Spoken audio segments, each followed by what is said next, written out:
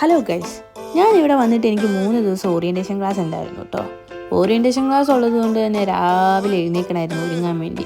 ബേബിയുടെ കൂടെ കൂടിയ പിന്നെ ഞാൻ മേക്കപ്പൊക്കെ ചെയ്യാൻ പഠിച്ചേ. നേരെ കിച്ചണിൽ പോയി ഫുഡ് കഴിക്കാൻ വേണ്ടി. ഇവിടെ ലൈവ് കിച്ചണൊക്കെയാണ് കേട്ടോ. പൊറോട്ടയും കടലക്കറിയാട്ടോ ഞാനെടുത്തത്. ഇവിടെ നിങ്ങൾക്ക് കുറേ ഗെയിംസൊക്കെ കളിക്കാൻ പറ്റുവേ. ജിമ്മും എല്ലാം അവൈലബിൾ ആണ്. ഒരു ദിവസം ജിമ്മിനൊക്കെ പോകണം. അങ്ങനെ നേരെ ക്ലാസ്സിലേക്ക് പോയി കേട്ടോ. രാവിലെ ആയതുകൊണ്ട് തന്നെ ക്ലാസ് സീനൊന്നും ഉണ്ടായിരുന്നില്ല. ഗെയിംസും അതുപോലെ ഞങ്ങൾക്ക് അവരുടെ പ്രോപ്പർട്ടീനെ കുറിച്ചൊക്കെ പറഞ്ഞു തരുമായിരുന്നു കേട്ടോ. കുറേ വീഡിയോസൊക്കെ കാണിച്ചു.